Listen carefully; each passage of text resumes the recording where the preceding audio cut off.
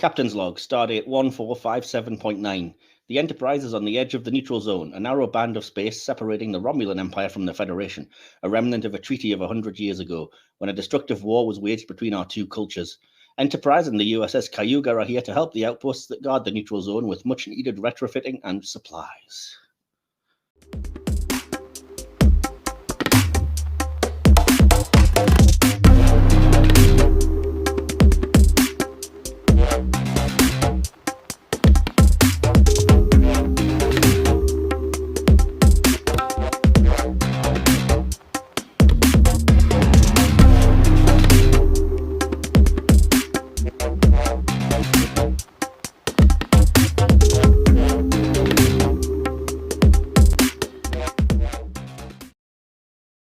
Welcome back, Starfleet cadets, officers, and Romulans, to another episode of the HoM Star Trek podcast. In this continuing look at all things to do with those dastardly, sneaky Vulcan lookalikes. Yes, we're looking at this series at various episodes featuring the Romulans, and it will become clear soon if you haven't already seen what episode we're looking at today. But first of all, I have to introduce everyone that's here. So, welcome. I am usual host Captain Mike. I am joined by my usual number one, who hopefully is not genetically engineered, DK. Hello. Hello there. How you doing? I'm okay. It's so nice to be referred to number one rather than number two, but there we go. Oh, man. Can't believe you said that. I'm keeping that in the edit, just so you know. It was only a matter of time. It's me. Come on. I just remember Beavis and Butthead doing that joke years ago. So you finally caught up with the 90s. Like number one, go to a number two. Anyway. So yeah, you're not in danger of being arrested by Starfleet at the end of this podcast or anything, are you? Probably, but not for what you think. Fair enough. And we are joined once again, for reasons that will become clear, quite fittingly, by our continuous second officer on these episodes, Adrienne. Welcome back, Adrienne. Second officer. Yes, thank you. Because if you were about to refer to me as number two, that was going to be a problem. No, I suppose technically speaking, if we're going off of the ship that we're looking at today, second officer, I guess, would make you Spock. I'm not quite sure how the rank works back there. But, yeah. That was the first Star Trek T-shirt I ever had. Was just a huge image of Spock's face, and everybody just thought I was so weird. But I wore it all the time. I didn't care. as I would have done exactly the same. Spock and proud. So yeah, as I said, we are. If you've just joined us, we have been here for a while, for a week. So we have done one episode already, and last week we looked at the episode Balance of Terror from the original series. So it wouldn't take a genius to work out that this week, naturally, we're going to look at those same events and how they would have played out, potentially with one or two changes, with the Strange New Worlds episode, A Quality of Mercy, the series 1 finale. So yeah, it'd be interesting to compare and contrast, and we've done those episodes back to back for a reason, on back-to-back weeks anyway.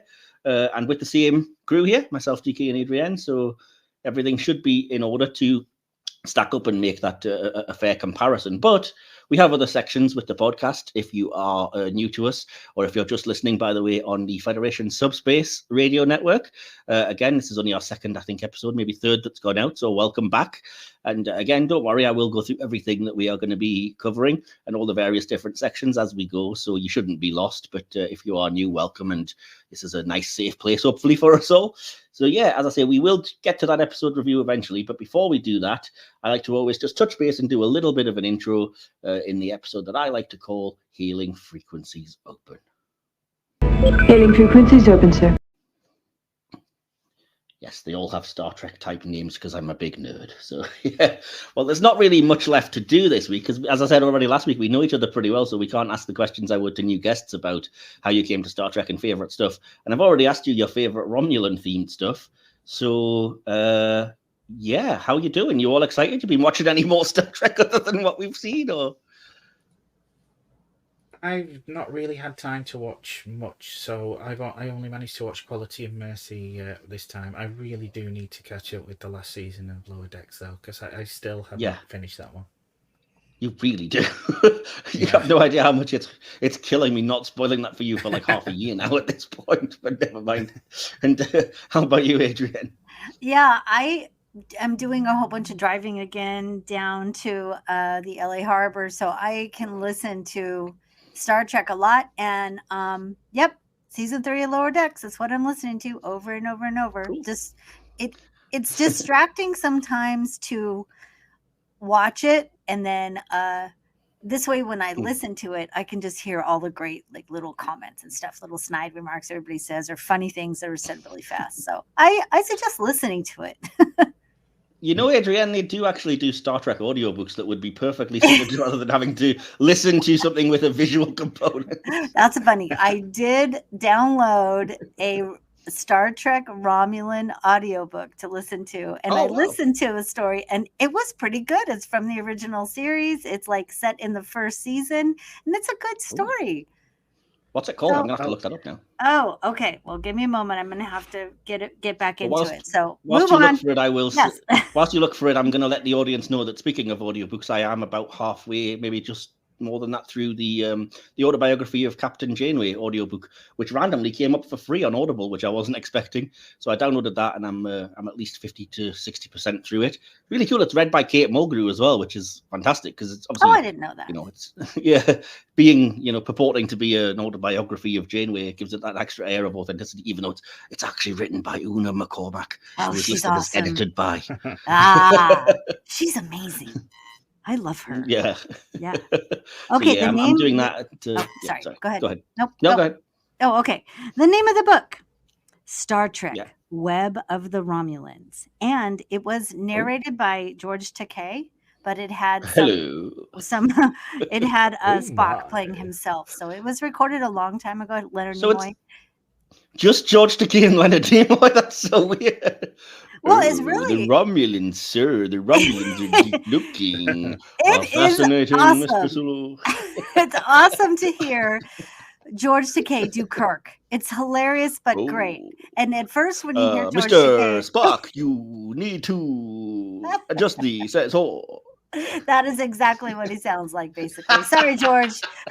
You're awesome, but let's Mike be fair, he's not really going to be kind to William Shatner, is he? Really? Well, he actually did well doing William Shatner. I was proud of him. There's probably some Kirk outtakes. bent over and his wig fell off.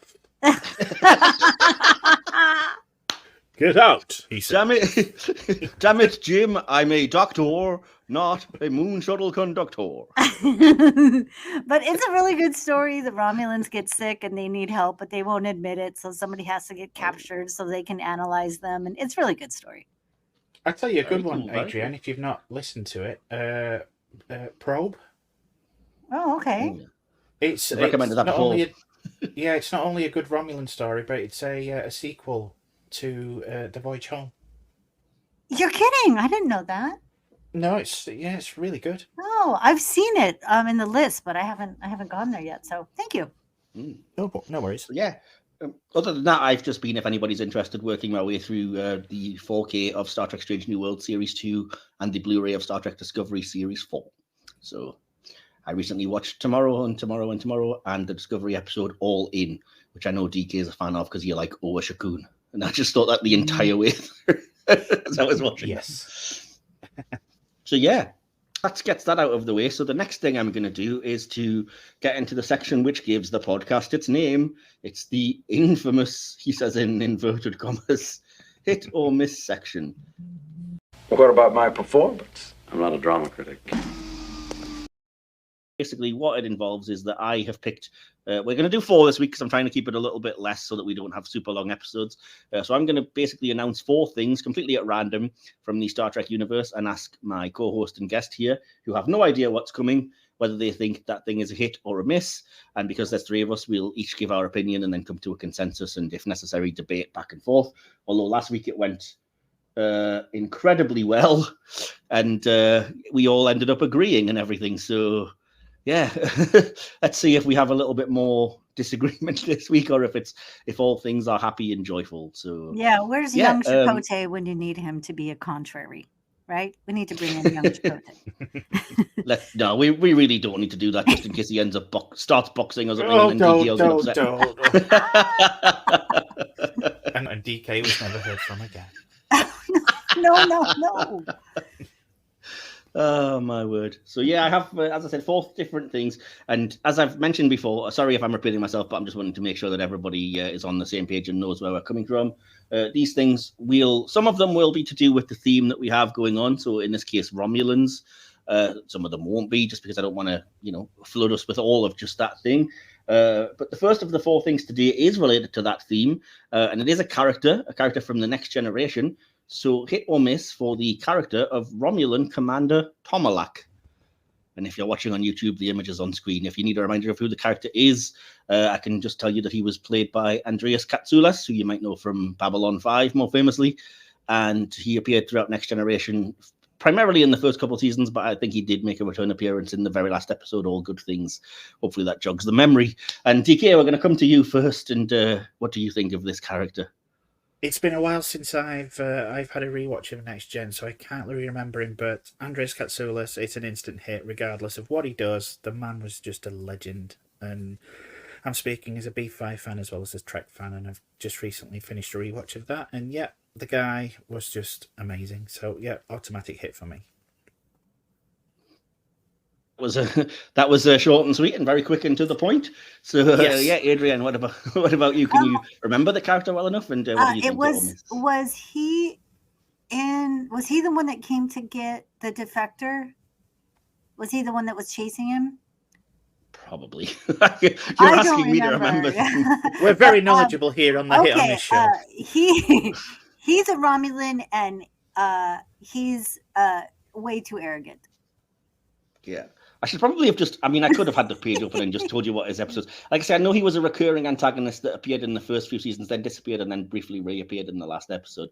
But I should really have had the list of episodes up that he appeared in. Yeah, it seems like you're right. That there probably is, like, he probably did appear in the defector chasing the supposed defecting Romulan. Let me see. Appearances. Next Generation, The Enemy, The Defector, Future Imperfect, and All Good Things. Okay. So, he was coming after him, and they played the trick on that guy. So he's a grouch, and I'm not a fan. But the character's a hit because he's so mean. And are you a Babylon 5 fan? Do you know his work as, I think it's Jakar, the character that he played? I don't. It is. Thank you, DK. I should have just asked you. I knew you would have known. But yeah. I think the actor's great, by the way. He randomly, for the first time, and I don't know why, for the first time last year, I've watched the movie The Fugitive from the 90s, and he's actually in that. And I was like, hey, it's that guy. So, yeah. Great actor. And I like he's the character. No longer with us, but... Really? Oh, that's a shame. Yeah. Yeah, he was a great actor, though. And like I said, he did a lot of kind of geek-related stuff as well. That was all well received, and I like this character. I do remember him being quite an intimidating, because you've got to be quite strong to go up against Patrick Stewart as Picard and kind of hold your own, especially just over a view screen. And I do remember him being quite a cool character. Like, for some reason, I genuinely thought he had more appearances than like 2 in series 3, a brief hologram, and then All Good Things he returns, because I thought he had more presence than that. So I'm going to have to say hit. And again, we are just going to be in very joyful Way to Eden style agreement, and 3 hits, I think, pretty easy to work that one out. Yeah. So. Herbert. Let's see what we've got next then. So the next thing on my list is an episode, not really Romulan related or anything, and it's probably a bit redundant to us here, but we have to get this on record for the audience. So hit or miss for the episode, and it has come up already today, Subspace Rhapsody. Adrienne, yes, I'm going to come to you first on this. Let's go. Woo! Dude, I can't wait till our Toby finally catches up to this and we can all sing together and we can be like drag queens and be overwhelming and just be crazy happy singing these songs. I can't wait. I love this episode so much. He's well on his way to the Buffy musical episode, at least, so we will have that if you get to it ever. So yeah, I know how much you love it. You've not stopped talking about this since it aired. I just wanted to make that clear to the audience that you've sang the lyrics along. You've texted me to them various places and everything. You've probably sang it in your car more than once. I always do. Yes, and it's absolutely not time for me to change my paradigm. Ah, bless. DK, does this news really change everything for you? What do you make of this episode? What can you say? I think we've pretty much covered it before the episode even came up. We did. It's a hit. It is. It's a fantastic hit. It really is. Yeah, and I love it. I know it's surprising to me when I was doing I put out a thing asking for your review of the year in Star Trek, and it seems like a lot of people really hated it. They just weren't, they don't like musicals. They aren't interested. A lot of them didn't even watch it, which really grates on me because they're just convinced they don't like musicals, and you're not allowed to say, oh, well, at least watch it. No, apparently you can't do that. Yeah. But no, I have to say, at least in terms of the 3 people here, I absolutely adore it. I can't wait to reach it on my big season 2 rewatch and catch it again. I think the songs and lyrics, the way they were written, are fantastic, and it's just fun, and it's catchy, and I don't know, I just love it. I think it was great, and I was skeptical that a musical episode of Star Trek would necessarily work, but I think it's great. I love it. Well, there's so much character development in it, though. You see a soft side of Una while she's showing leadership, right? You see completely. So much of everybody, and Ethan Peck breaks your heart with his song. I'm the X. I mean, just. You get all happy and motivated and thrilled, and you're dancing along with Sam Kirk. You're doing the arm thing, and all of a sudden, Ethan Peck reaches in, grabs your heart, throws it on the ground, lights it on fire, stomps on it, lights it on fire again, stomps on it, But then you've got so many other cool little things, like the jaunty thing of Una telling Kirk, connect to your crew. Yeah, that's wonderful. One of my personal bits, they're just random, very brief couple of lines or verses with Pike and his girlfriend just having an argument to music. In front of everyone. And they're so This is a private conversation. Yeah. Because isn't that really the first true captain to captain romance that we've seen? That's actually a true romance? I mean, it needs to be private, There was Archer and Hernandez. I mean, Cassidy Yates springs to mind. I mean, captain to captain. Oh, okay. Well, she was a captain of her ship. That's true. Freighter captain, I guess. Yeah. But yeah, anyway. So no, I mean, I think it's great. And then, of course, not forgetting, make your blood scream. The old Klingon. That's what sold it for me. Which is the one thing that, again, all the haters are like, that was ridiculous. It was where it officially went too far and Star Trek died forever. I'm just like, you people, don't let the door hit you on the ass on the way out, because that was what had me finally fully on board Star Trek forever. Yeah, I mean, Gold LeMay, come on. It has to be said that I have glanced at some of the features on the box set as well, and there is an alternative version of that song where instead of being K-pop, it's kind of like almost in a boy band style, like operatic style. Same lyrics more or less, but I was just like, this is brilliant. Just give me this same thing in every music style you could possibly give me. I'll listen to it all day. Me too. Probably annoyed a fair section of the audience there. Apologies if you don't like that episode, but safe to say that, again, it was an overwhelming hit with the 3 of us here. So, and I say, if you didn't like it, just watch it again and see if you still don't like it. And then watch it again just to confirm. Yeah. And as I alluded to earlier, I am the ship guy. I do love my ships, and I always chuck those into the hit or miss section. So this is related to the ongoing theme, and it is a ship. So the next thing on the list for today, hit or miss for the Voldor class Romulan warbird, or Voldor type. I've seen it listed as both. If you are unfamiliar, this is the type that is seen in Star Trek Nemesis, and I don't think is ever seen anywhere else. So, DK, we'll come to you first. What do you think of this? I actually like this. I piloted this in Star Trek Online for a little while, and good handling. I like it. Yeah, I like the design. It's a little Klingon, but yeah, I like it. I don't think it's up there with the Derry decks and things like that. But yeah, I'm going to give it a medium hit. Fair enough. I mean, it's bigger than that. You can't really get an impression of that from the images and stuff, but it's roughly the same kind of comparable size to the Enterprise E, so it is a bit bigger than the Romulan bird of prey or the Klingon bird of prey. But yeah, very similar design, I have to say. Yeah, on top. It really could. It really does look evil, though. Yeah. And in this shot, it looks almost Borgified evil. Yeah, the green does kind of give it that effect. It's true. Yeah. Yeah. So hit or miss, Adrienne, and then do you reckon what side do you come down on? Yeah, it's evil looking. I'll give it a DK medium hit. Weirdly enough, I'm kind of on the same page. Like, I would call it a hit, but again, like you, DK, I don't think it's quite as good as the Deredex class. And it is kind of Bird of Prey looking, but I like that, like the Klingon Bird of Prey, it incorporates the bird motif more without being over the top painting. So it's kind of got the little indented feathers on the wings, the top of them anyway, which looks pretty cool. And I do like the fact that it almost fits the Romulans more because it does look a little bit evil and sneaky-ish because it's more compact than the thing that we're used to of the Warbird. And again, I think it works because when you see it in numbers, it looks a bit more intimidating as opposed to, I think with the original Deredex class, you could see one of those and be terrified, whereas this, a fleet of 3 of them coming at you looks really cool during the events of Nemesis. Especially when there's 3 of them and it's flanked by that massive ship that Shinzon has. It looks pretty intimidating, but yeah. I'm going to say the same. I'm going to say a medium level hit for the Voldor. So, yeah.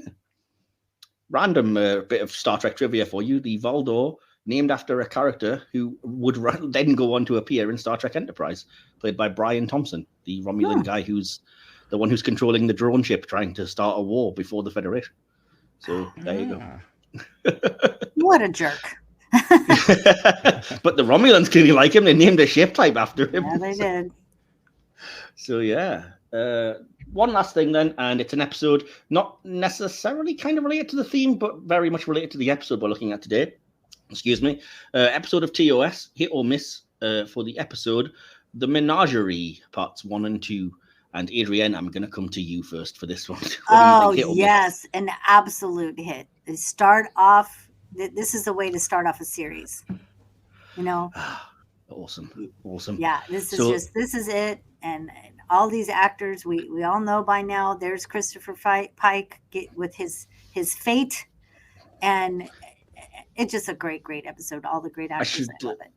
I should clarify, I'm not talking about the cage, the actual pilot. I'm talking about the episode of the original series where they use the footage from that as like courtroom stuff. Well, they had to. They had to take the actual footage, but the ending. It's just the ending of this episode is so relevant to the episode we're reviewing today. Mm-hmm. Yeah, well, that's why I included it, because obviously it's the one that shows you Pike's fate and sort of takes the character on from there. Randomly, I mean, sheer dumb kind of look that plot line happened entirely just because they couldn't get the actor Jeffrey Hunter back. So they had to do something to disguise poor Sean Kenny, the actor who looked vaguely similar, but poor guy had talcum powder to dye his hair and then had this terrible makeup prosthetic to make him look burned and everything. But yeah, but, I mean, it's a fortuitous kind of accident because, like I said, look at the plot lines we've had out of it for the last 6 decades now. We have. Yeah. There's so many things you could take from it. Plus, don't we get to see Spock smile? With the flowers. And Spock's, we see Spock's kind of loyalty to his former captain and everything. Oh, that absolutely. But when he sees the flowers at the beginning, doesn't he smile? Yeah, that happens in the cage as well. And in the cage, yeah. That was a big thing that when they did Strange New Worlds, it was a big kind of touching point, they said, because they were like, obviously you can't ignore that happened. So we have to address why Spock would not be fully repressed in the Vulcan way at that point, we're serving on the Enterprise until Kirk gets on board. So they kind of took that as their excuse to develop that a bit more. And that's cool, I think, personally. So, yeah. Awesome. I love it. So, DK, one beep for hit, 2 beeps for miss. What do you make of this? Hey. It's a hit. Yeah. It's a hit. No, I really like this. I love the courtroom scenes. I love that you see that aspect of Spock. His loyalty to Pike. Mm-hmm. I just I don't think I liked it as a kid, same as with Balance of Terror last year, but as I've grown and stuck with it, I appreciate it more and more. And on my last viewing, I absolutely adored it. Yeah, last week was Balance of Terror, not last year. We should let's not wish away time, DK. I don't know. It's with my time dilation here, it's depending on how much alcohol is involved. You're trapped in that universe from the animated series that we did look at last year, where time runs differently. Yeah, DK just doesn't want to admit that he has a time crystal from Borat. And another good thing about this episode is the green makeup when she's turned into an Orion basically, slave. how you can really only tell. I mean, it just tells you so much about the color green, how it alters everything. But really, just those are her sparkling blue eyes underneath all that green makeup. Yeah, because they give her the black hair and everything. Yes, I mean, she looks so different. Yeah. I have to say as well, the makeup effects on the stuff, I know it's from the cage, but it does apply here. The makeup effects, not just for Orion and Vina, but like the Talosians, so impressive when you think it was filmed in like 1965. Yeah, like how they got the veins to pulse like that, maybe with like air or something, like really good. Yeah, but they just look like they're of a type with the head. It doesn't look like they've got a prosthetic appliance. Yeah, it doesn't look like that at all. No, not at all. I mean, really I have to smooth, say that, really perfect. Yeah. When they brought the Talosians back for the first time in Discovery, they had changed the makeup slightly, and frankly, I don't think it looked as good. It didn't need like the more modern, cool, like doing things to it and making it look more advanced. I think just hurt it. I think you should have just literally like don't fix what ain't broke. It's perfect as it is, even if it is basic 60s effects. So yeah, and I mean, like I said, it's iconic now. But we look at the kind of the effect of the accident on Pike. It's still really haunting. I mean, like I said, we've seen now it updated with the kind of melting face horror image of Anson Mount a few times, and that's effective, don't get me wrong, but only because we know what we've seen here. Incidentally, I was reading about this episode, and the actual big main burn scar down Sean Kenny's face, apparently a bit of denim just stuck to his face. Oh. Handy tip for cosplayers there. I don't know, like, because apparently it wasn't very comfortable. So yeah. No wonder he's so grouchy. I have the really random story about this as well, because I was aware this was coming up, and I've never realized. I've kind of read in passing a few times that they changed the voice of the Talosian keeper, the main Talosian character with the kind of necklace, because in the original version of the cage that they filmed, the actor who did the voice of that character was the actor Maliki Theron. Who does appear in an episode we're reviewing next week, but not enough of that for now. We'll get to that later. But he also appears in the Menagerie as Commodore Jose Mendez. So because they were using footage from the cage within that episode to make it less obvious that they just used the same actor, they made the Talosian keeper's voice really high-pitched, and it sounds like more feminine and squeaky. And so that's the only version I've ever heard, because even in the other versions of the cage, obviously, which they've kind of brought out since, they keep that voice, and I've never heard the original. And I went on YouTube yesterday just thinking, I want to hear what this sounded like to people that were watching in like the 80s when the cage first came out as this lost thing or whatever, or the original intention before it was used for the Menagerie or whatever. And yeah, you can go find it on YouTube, and it is so weird to see that it's the same lines. They've just pitch shifted it, and you can kind of tell it's still in there. But yeah, hearing the voice of Commodore Mendez coming out of the Talosian keeper is just so weird. I'm gonna have to check that out. It's one of those weird kind of things that like it's a deep nerdy dive. Yeah, I'll send you the link if you want to this video. I ended up down a rabbit hole last night because somebody's made a 5-part video on YouTube with 6 different versions of the cage, all which have different things, and he compares and contrasts for 5, 10 to 15 minute videos, everything from the different visuals to the different cuts, different music, different audio. And I was like, this is fascinating. And I only went in to try and listen to the original keeper voice, and next thing you knew, I'd watched like a full hour of comparing the 6 versions of the episode. I was like, well, if I wasn't already a huge nerd, I think I've proven the fact now. Yeah. Anyway, I might put that link in the episode description for the audience to check out as well if you're watching on our YouTube or podcast stations. But yeah, so again, bit boring, everyone. Complete hit all round for all of the hit or miss section yet again. I'm going to have to try and pick something a bit more divisive for the next time I do a hit or miss section, which I think is in a couple of weeks. I think I'm calling on you to do one for the next episode we're recording, DK. So yeah, get your thinking cap on. So expect some completely random entries coming. Yeah, I'm expecting Star Trek FASA role-playing game, obscure things from the Kirk movies, and it's a class of ship I've never seen or heard of before. Yeah, cool. So that concludes the hit or miss section. Like I said, all positive, which can't be a bad thing, but I will try and put some things which I think might be a bit more divisive, lest the audience get very bored. But that's that done. And so we're going to move on to the next thing, which is the actual big bulk of the episode review. And as I said, we're looking at this week's Star Trek Strange New Worlds, A Quality of Mercy. And so, without further ado, I will begin analysis of that episode.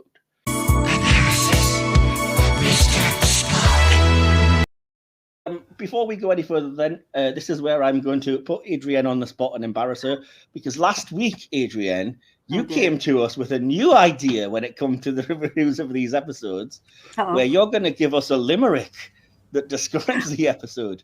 Have you done one this week? I did 3. Even better. Because I kept thinking of themes in the show and I couldn't pick them, so they just kept coming into my head. So I don't know which one to pick, but I'll read one. Yes, an idea, by the way, audience. We're well aware we brazenly stole from the Delta Flyers podcast, but we totally did. Adrienne brought it up last week, and now I can't not do it, especially whenever she's on. So. It's not a theft; it's a homage. It is. It's an homage. Yes. And they're absolutely great. Yeah. I'm trials and tribulationing their ideas. I'm incorporating myself into their. Yes. So Adrienne, take it away. Then give us your first limerick for Quality of Mercy. Okay. So Justin want me to read one and then read the others at other times. Okay. When you're done, I have some. In fact, I'll break it up and I'll give you my thing in between. So we'll start with the first great! Oh, did you write a haiku? We're usurping their entire podcast. They're going to give us a cease and desist order in the mail really soon. Okay. Yeah, we're all Trekkies here. We are. Okay, here's the first one. Both Pikes search for a way, while Kirk keeps the bad guys at bay. A time crystal is near. The Romulans appear, and the future is always in play. Oh, I love that. Ooh, That's fantastic. That is nice. That'll give me chills, that one. I like it a lot. Yeah. Awesome. Before you do your second one, then, should I give you my haiku? Yeah, let's hear the haiku. So, if you're unfamiliar with the structure of haiku, I think it is a Japanese art form. It's basically a poem where it's a 3-line poem, and it has to have 5 syllables in the first line, 7 in the second line, and 5 again in the third line. So I've done one of those to describe this episode, and hopefully it's not too terrible. So here goes my haiku. Future Pike is here to show how much we need Kirk to beat Romulans. That's it. Simple as that. Wow, that's cool, because that says this exact episode. Yep. That really is. Yeah, it really is this episode. And all of mine have Kirk and Pike in them too. So, DK, we're wanting you to do like a freeform dance or something and then put it on. Well, you could always do the Armin Shimmerman thing and describe the episode title for us and give us the meaning of the word. We'd be in this case, it's kind of difficult to... I think we all basically know the definition of the words quality and mercy, so it's not really much. Yeah, that's true. Well, Adrienne, if you give us your second limerick. DK has just actually come up with the meaning of the episode's title. I'm aware. If you check Facebook Messenger, DK, you've just come up with it. Shh. Okay, here's the second limerick. That maroon uniform looks great, but Pike's weird week won't abate. Jim Kirk is aghast, but then he acts fast. Will Captain Pike still meet his fate? Oh, again, you've gone for deep instead of funny this week. I'm liking what you're doing here. Okay. So we've got a third one still to come. Like something to look forward to. Exciting.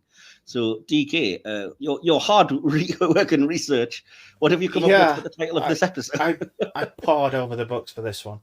It's the title references the quote from the William Shakespeare play The Merchant of Venice, as well as a Twilight Zone episode of the same name that featured actors Leonard Nimoy, Dean Stockwell, and Michael Pataki. Coincidentally, the phrase is also recited in an episode of The Orville. You know how much I love that. New Horizons, Domino, written by Brannon Braga and Andre Bormanis, that was streamed a few months later. Yes, indeed. So I love The Orville. Good. So good. Still holding out some kind of vain hope that we might get a season 4. I know. If McFarlane wasn't too busy making a bloomin' Ted TV series and stuff. That's so Anyway. Never mind, eh? So, cool. Yeah, I didn't know it was a Shakespeare quote, actually, DK. So, yeah, pretty cool that they get literary on us. I knew there was go ahead. I was going to say, the odd thing is, I mean, obviously I just did my research now, but the odd thing is, before I did my research, I did actually know that. Really? Oh, okay. Yes. You could have chimed in with it anyway then. I was going to say it, but then I just thought, well, if that's all I'm going to say, I better just leave it. And then, I did that sudden research and expounded on it just a little.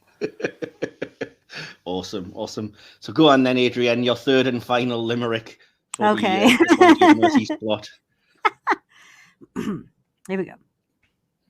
Jim Kirk is a mining craft jock, and our Captain Pike is in shock.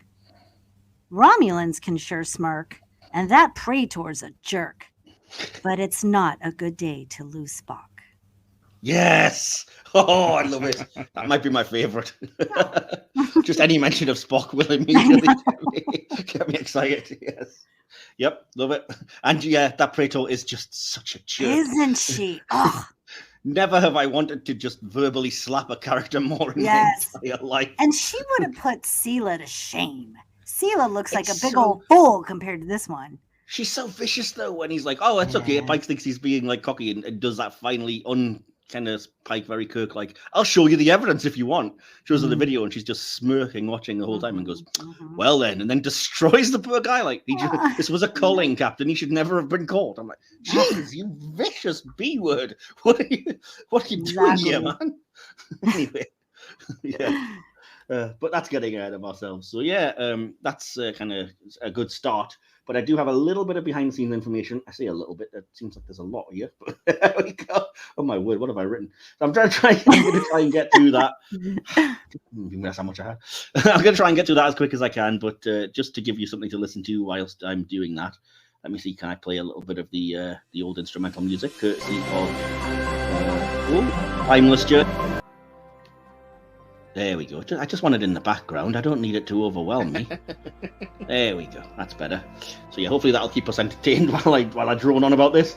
So yeah, this episode depicts the events of the original series Balance of Terror, as I mentioned, but shows how they unfolded in an alternate timeline in which Pike prevents the accident that led to his severe disablement. Beep. In this case, the encounter with the Romulan bird of prey led to a years-long war between the Federation and the Romulan Empire. Ortegas behaves partially similar to Lieutenant Styles, who was the Enterprise's navigator during this incident in the Prime timeline. Both jump to the conclusion that the attacking vessel is Romulan before it is proven. Both advocate for firing on the Romulan ship, but while Styles expresses complete paranoia and distrust towards Spock after the Vulcan and Romulan similarities are revealed, Ortegas displays calm and direct curiosity, probably because of their years of service together, so she wouldn't necessarily suspect Spock to be a Romulan spy like Styles did. While Ortegas' gruff and officious demeanour towards Romulans are for reasons unknown, Styles explains that he lost ancestors during the Earth-Romulan War, and Ortegas' snarky but good-humoured behaviour is still on display by asking about the pointy-eared elephant in the room. I think we can probably assume she just tires of war. We've had a bit of the backstory of her in the Klingon War, so I can buy that. Immediately before the Enterprise goes to red alert, Pike is officiating a wedding in the cargo hold of the Enterprise, just as Kirk was, between the same crew members Robert Tomlinson and Angela Martine. In this episode, it's Martine who dies as a result of the attack, rather than Tomlinson, as in the Prime timeline. You have to really be eagle-eyed to notice that. You just see her body as Pike enters sickbay at the very end of the episode there, so it's there though. The Romulans on board the Bird of Prey in the alternate timeline appear to be Northerners. Star Trek Picard, as evidenced by their forehead ridges. In the Prime timeline, the Romulans did not have forehead ridges, which made their appearance identical to Vulcans. Do we really need to explain every little bit of makeup? Come on, people. I mean, we're grown up here. Anyway, the relationship between the Romulan commander and subcommander in this episode mirrors that of the commander and Decius in the Prime timeline. Like Decius, the subcommander also dispatches a coded message to the Romulan Praetor with an update on the engagement's progress against the orders of his superior. However, in this timeline, the message is successful and draws the Romulan fleet. This episode establishes that Pike's accident takes place 7 years after the events of Strange New World Season 1, or at least this episode. This is a shorter time frame than the 10 years Pike suggests in the pilot Strange New Worlds. In the alternate timeline, Spock says that the accident took place, quote-unquote, 6 months ago. Therefore, in the Prime timeline, Pike's accident, Kirk being assigned command of the Enterprise, and the events of Balance of Terror take place within a period of 6 months. If the Season 1 episodes of the original series take place in broadcast order, then the events of the Menagerie Parts 1 and 2, which aired before Balance of Terror, also take place during that same busy 6-month period. However, they were produced after it, and the production order is usually intended to reflect the chronological order they were supposed to be viewed. In this case, the Menagerie would be set after the aforementioned 6-month period. We're nerds, we know these things. Sounds like one of our schedules. You are not wrong. In the alternate timeline, Pike's core crew remains fundamentally unchanged, with Spock, Uhura, now a lieutenant, Mbenga, Chapel, Ortegas, Mitchell, and George Samuel Kirk still present, and even sporting the same hairstyles as years earlier, though Chapel is at least now wearing a blue jacket with a uniform. Ortegas and Mitchell sit on opposite sides of the helm console to where they sit in the present day. The main exceptions are Una, who was incarcerated, probably for being discovered as an Illyrian, and La'an, who is now a commander serving aboard the Farragut until its destruction, and now wears a gold command uniform rather than the security red. In the Prime timeline, George Samuel Kirk left Starfleet when his brother became captain of the Enterprise, as we find out in What Our Little Girl's Made Of. James Kirk had not become captain of the ship in the alternate timeline, and so his brother remains aboard the Enterprise. Fair enough. The alternate future Pike wears an updated version, as Adrienne was alluding to there, of the Starfleet Munster Maroon uniform introduced during the late 2270s, with the rank insignia of a Rear Admiral.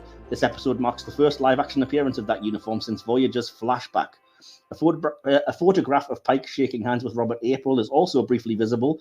The circumstances are unknown, but presumably the image is from when Pike received command of the Enterprise from April. As such, this is the first time April has been shown in the context of being captain of the Enterprise. Both officers are wearing the style of Starfleet uniform not seen since the Menagerie Parts 1 and 2, other than the recap that opens, if memory serves, from Discovery, and is basically the same uniforms worn in the cage. Why they feel the need to have that in a photograph and not include it in any of the episodes is a mystery, but never mind. In the alternate timeline, Pike is still a captain, even though the Menagerie established he was a fleet captain and had already passed on the captaincy of the Enterprise to Kirk by the time of his accident. It's suggested that in the alternate timeline, the promotion never occurred, meaning Pike would not have been present at the time of the accident, if it even occurred at all, which is why Pike remained in command of the Enterprise. And furthermore, the altered future is where the Prime version of Pike apparently meets Kirk for the first time, setting in motion the later decision to give command of the Enterprise to him. I swear I'm almost done.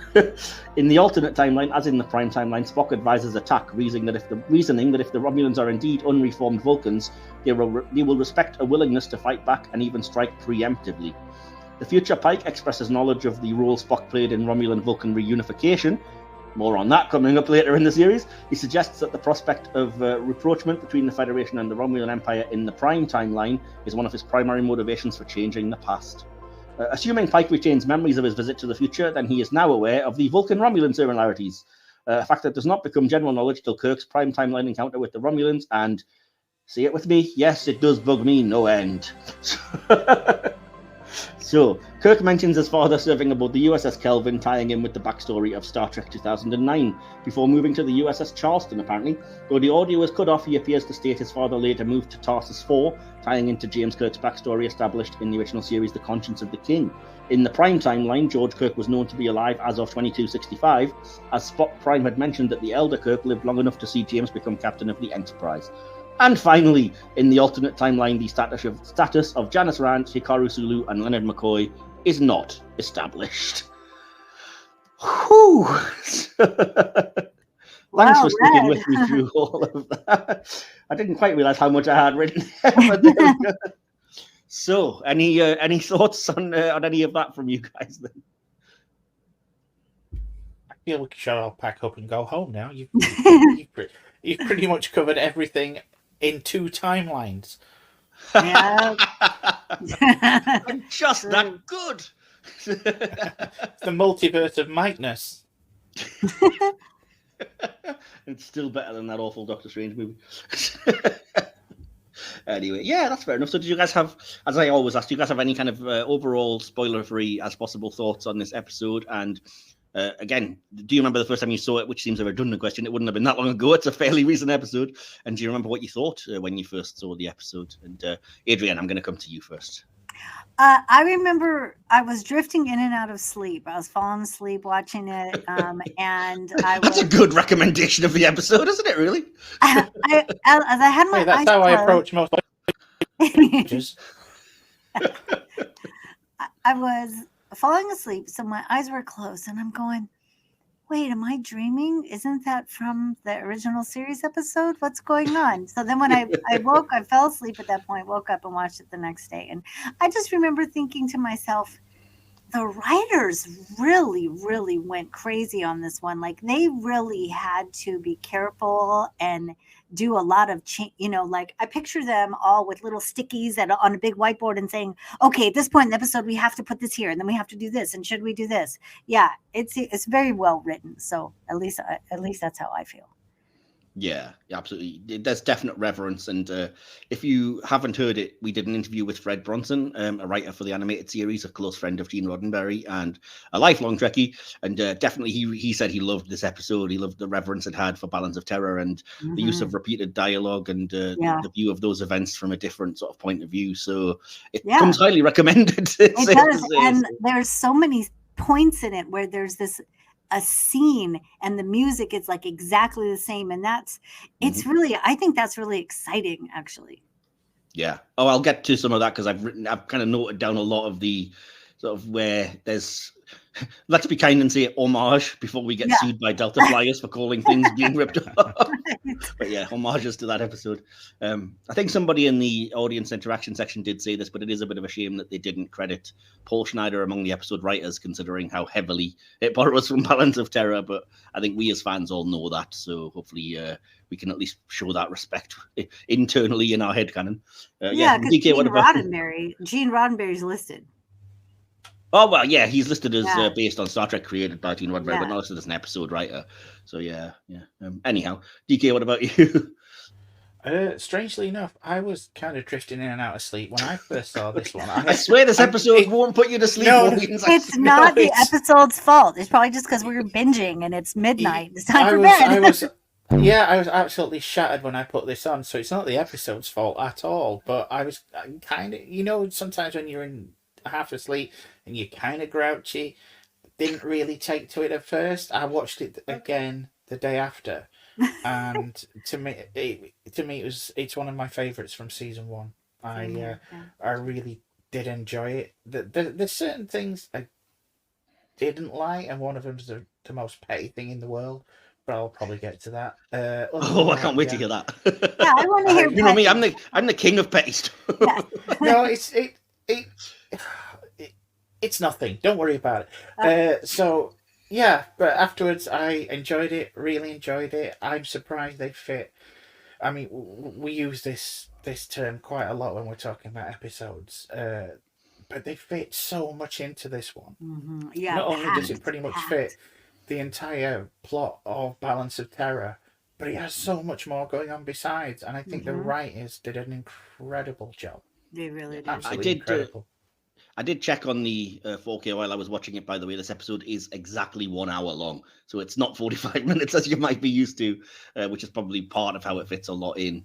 Like I said, in this day and age of sort of streaming and everything, there's no real consensus when it comes to the length. Like it used to be that you had to be, I think in the time of the original series, you had to be 50 minutes to fit in commercials.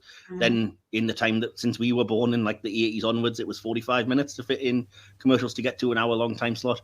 Now there's no such thing as commercials because we are all streaming and everything. So you can just be however long you want the episode to be, which I think does give you a bit more freedom at times, which is, I think, a very good thing. And I appreciate it, especially in episodes like this, because I wouldn't have lost any of this hour personally.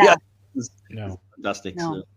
So, and I was wide awake when I watched this. I have to say, I watched all of Strange New Worlds as it came out, and I was loving what I was seeing because I've been a hardcore Trekkie, as I've mentioned many times since being a teenager, and I liked series 1 a lot, various different episodes. But I think this episode, as DK will agree with me, came at the right time because the episode directly before it, I hate it so much.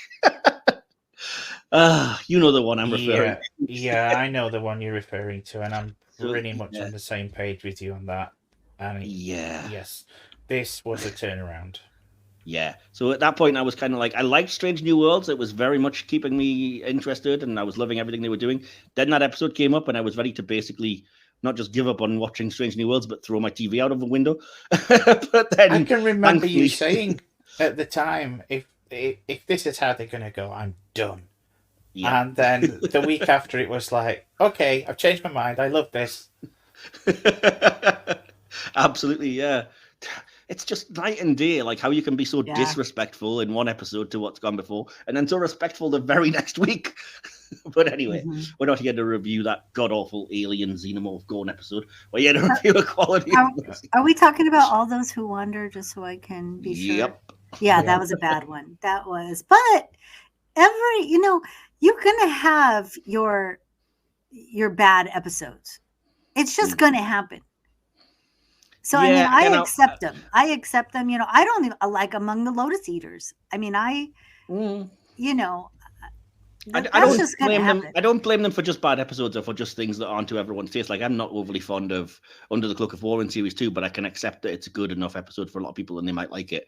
But without wanting to get into a full review of All Those Who Wander, it wasn't just bad episode. It was like every possible decision that they made in that episode was the wrong one. Yeah. Every single moment of writing was just, what are you doing and why? But the strange thing is, every time I see people talk about it online, I feel a bit like the kid from Emperor's New Clothes, because a lot of people loved that episode and said, oh, it was so good, I was terrified. And I'm just thinking, have you never seen Aliens? Possibly not. But yeah, Quality of Mercy was a complete turnaround. I loved it. I was here for all of the like Fred Bronson, as I mentioned when we interviewed him. I was here for all of the Fred Bronson really deep cut nerd references and stuff, and I loved all of that. And yeah, it was totally for me. So right, we'll break down the episode in a moment, but first we're going to take a very brief break, grab a cup of tea. If you are listening on Subspace or on YouTube, you can stay tuned for a quick advert, and we'll be back in a few moments. Action! We're the Silver Screen Podcast. Hey there, film buffs. I'm DK, your cult movie uber geek, and I'm here with my co-host, Mike Wilson.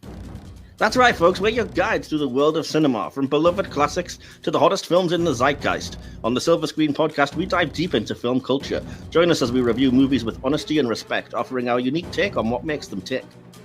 And don't forget our Silver Screen Cult Classics episodes. We'll take you on a journey through the hidden gems, the cult films that deserve more love, and the stories behind them. We've a blast welcoming all manner of movie-loving guests for lively discussion and to share our love of films. Their passion and knowledge make every episode a cinematic adventure. Plus, we'll give you our own scores straight from the heart out of 5 stars. You'll hear our honest verdict no matter how much we geek out about a film. And remember what Arnie said, we'll be back. So don't miss a single episode of the Silver Screen Podcast. Subscribe now to the Silver Screen Podcast YouTube channel or find us wherever you get your podcasts. Let's embark on a cinematic journey like no other. Whether you're a casual moviegoer or a true cinephile, the Silver Screen Podcast is your ticket to film magic. And cut. We're back. We're looking, if you are just joining us, well, the weird thing to say when you're watching a YouTube video, this isn't broadcast television, but we are looking at the Strange New Worlds episode, A Quality of Mercy, and our continuing look at all things Romulan. And if you are new to us or you're just a little unfamiliar, the way we break this down just for our own notes and to keep things a little structured is to get sections going like writing and plot, direction, VFX, acting, music and sound, etc. But again, we don't rigidly stick to that. If the conversation flows one way and it seems to, encapsulate something from a different section, we just let the conversation go with it rather than being all rigid and missing anything or, strictly adhering to some kind of overly logical system. We're not Vulcans. So we're going to start with the writing and the plot. And I do have a very brief thing just to explain about this before we start. So again, apologies. I know you're probably sick of my voice. I promise you'll hear less of me next week. But for now, let me just say, in terms of the writing and the plot, that obviously in this episode, Pike is shown a future where he avoids the accident that we know Pike has, but Spock is injured instead. The episode combined 3 big ideas, which came from the writer's room. It retells the original series episode Balance of Terror with this series cast and modern effects. It tells a Ghost of Christmas Future-inspired story where Pike is visited by an older version of himself. And it explores why Spock is willing to go to unbelievable lengths for Pike in the original series episode The Menagerie. Akiva Goldsman, producer and writer, said the episode was about changing Pike's fate from a curse to a choice. And Anson Mount said that Pike was more resolute and free after deciding not to try to change his future, which I think is a nice way of looking at this. So, yeah, with that out of the way then, what did you guys want to bring up about the writing? It's pretty obvious what we're dealing with here, so I'll throw it open to you. Do you guys want to start us on one of the main big things with the episode? Well, I have something. I like how it humanized a starship captain. I love what they did with Pike. But also, I like how they took the Romulans from the TOS episode and they made them clearly more kind of smarmy, more. I didn't love that personally. I think it just removed a dimension from them which is a bit of a shame. Well, we're used to that. Like we're used to those Romulans being how they are right now. And I loved the original one, but I thought that this kind of helped us more in universe understand, like, here's one of the Romulan commander who's kind of willing to think about it, showing like maybe how we got to unification. He's willing to think for a minute, but leadership is not. And it just shows how the leadership of the Romulans is really just really smarmy. Yeah. Like they just want to destroy everything. I hear you, and I don't disagree in terms of it's nice that it shows you that extra depth of showing what the government or the leadership are prepared to do. But for me, and again, this is a little bit to do with acting, and I feel a bit cruel saying it, but for me, Matthew McFadden, I believe the actor is, playing the Romulan commander, is just not a patch on Mark Leonard. His performance is just... it's nowhere near as good, and it doesn't give you those levels. And even when it's giving him the same dialogue and the same kind of tragic level to that, I do not feel it in quite the same way. Maybe it's just because we just watched Balance of Terror like a week ago. But for me, it's not comparable, and it's a bit of a shame. I personally would have... I don't know if I would have recast, because it's not like he's giving the worst performance in the world. It's just not... It's not the character that we know and love. And it's weird because Strange New Worlds are so good at casting new people in roles that we know that are so good. I mean, Jess Bush as Nurse Chapel, or Celia Rose Gooding as Uhura. Even in this episode, I was completely sold by Paul Wesley as the new James Kirk. And yet this character is just like, you're not even coming close, buddy. I feel bad for saying it, but you're just not quite there. And also, and I know other people have mentioned this, they really did miss a trick by not just casting James Frayne, who plays Sarek, in Discovery in this role, because it would have been such a good in-joke for the fans to do that, man. That would have been. I mean, no, he's a great actor, so he probably could have pulled it off. But yeah, I was waiting for it to be him, just for like fun reasons. So yeah. What about you, DK? Do you kind of, where are you? Because I heard you sort of humming and hawing agreement. Yeah. First of all, with the best will in the world to the actor, whenever I see him, I just think, from Why? Galaxy Quest. Galaxy Quest. Oh my word, he is. It's Rainn Wilson from Galaxy Quest. It's the same hair and everything. So, but we need your help. Yes, the thing, the smarminess that Adrienne were referring to, that's the entire kind of BS, as it were, that kind of leaves me cold when it comes to the Romulans. And I like Mark Leonard's portrayal because it was the antithesis of that. It was, there was a strength there. There was a guy that's, he's duty bound, but he had to go through with what... This played up the more recognisable aspects of Romulan culture that we've come to know as Star Trek fans over the years, and it's that kind of thing that kind of leaves me a little, a little cold. Yeah. So thankfully the writing in the rest of the episode it wasn't a complete turn off for me, but every time it went to the Romulan ship, I inwardly winced a little because here we go, so. In the interest of fairness, I will say it didn't always do that for me. There are times when this new guy comes very close, and the writing does, because it does something new. So in the kind of equivalent scene where the commander is dressing down the guy who, is very gung-ho and wants to attack. And I can't remember the exact dialogue, but the way he's just like, look, you're young. I'm old. I've seen these wars. I've had family lost in these things. There's nothing glorious about it. You obey your orders. I was like, yeah, more like that. Rather than like when he's dealing with Pike on the view screen, he just comes across as like, smarmy. And then, like I said, so that when you get to the fantastic line from Balance of Terror, when it comes, it just feels like, well, that was a 360 turn from everything you've just said, wasn't it?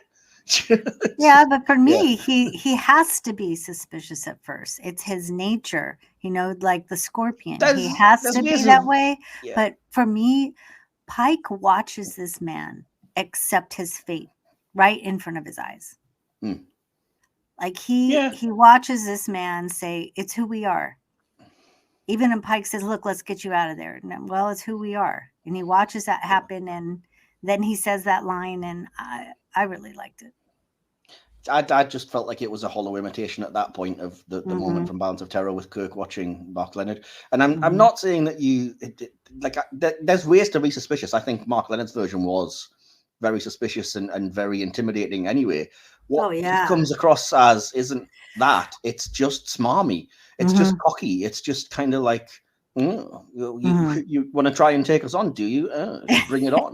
Which is just very like, why are you acting like this? And then completely, like I said, when the dialogue says the opposite, it just feels like it's jarring because he's went from, we'll destroy you, we don't care, to like, I don't want war. What are we going to do? But yeah, I will say, like, I don't mind if there is a counterpoint to these other Romulans seeing these other ones. And I find it interesting when they can be as vicious as this. So I didn't really mind the Praetor appearing and being like that. I just wish there'd been more of like I said, a clash against that from the Romulan commander. I was shocked at how vicious she was, and I was kind of like, oh, this is the real threat. This is the threat that was off screen throughout the original series that now we're seeing, and oh boy, we had reason to be afraid, Yeah, we watched her blow up her own folks. Yeah, exactly. What did you make of that character of the Praetor now that we actually saw her on screen then, DK? I would like to see more of the character. I'm hoping we get an opportunity. I don't see how we can, really. Well, yeah, but I mean, obviously that was an alternate timeline, and you never know. I fully agree with Pike. I do not like her, but I do think she's a really good character, and she, it was never just going to conclude peacefully, not with a character like that. So I do think the character did serve up that feeling of that essence of a threat that they only refer to in Balance of Terror, and she did a really good job with that. I think it was good. As I say, when you compare this character to, say, Seela, as we were doing earlier, Seela is kind of like a pantomime version almost. Praetor in this could just chew her up and spit her out. It's night and day. Yeah. And I mean, it's probably just as well they were off screen, because chances are it wouldn't have been a woman in the original series if we did see the Praetor, whereas you get a chance to do that here. Maybe we get to meet her as a sub-commander or something. Maybe it'll be the same actress. You can't meet the Romulans in Stranger New Worlds. It's already bad enough that Pike knows the Vulcan-Romulan connection and just doesn't tell anybody, as I said. This is Star Trek. If when you look at, you've just watched it tomorrow and tomorrow. I said tomorrow. True, that does have a Romulan. But it's fiction. There are always workarounds. Yes. I see, but I hate that. I hate when Strange New Worlds does that. I really don't like when it keeps messing with, like, tell your own stories. I'm happy for you to do pre-TOS stuff, and there's lots to deal with there. The moment you start treading on ground that you shouldn't is just shaky, especially with what they've done already with the Gorn and stuff. It's like, I don't want you to touch anything else from TOS because you're just going to mess it up. And yeah, keep the Romulans in this because it's Balance of Terror and it's in that alternate future, fair enough. But I don't want to see them again. I'm done now. Like I said, tomorrow I'm fine with, because she was disguised as a human and she only made brief reference to ears, which is, nothing. So there's no reason to worry about that. And yeah, do stuff like that by all means. Keep it, oblique, keep it a bit vague, but don't do a full-on Romulan episode, because then you're just going to have to explain it, and that's yet more things from TOS. I mean, it's bad enough that we have completely to cut out every reference that Spock makes to the invisibility shield as some newfangled thing, because we've seen so bloody many at this point now that it's just so jarring when that's missing, when Balance of Terror as well as this big nerd. And it's like, well, this would be the point where you mention the invisibility screen, but at this point it's not even special. So you don't bring it up because you've ruined it now. We've just gone too far into this stuff. Anyway, prequelitis, I suppose. Did you guys notice that, by the way, or was that just me that kind of missed the thing about the cloaking device?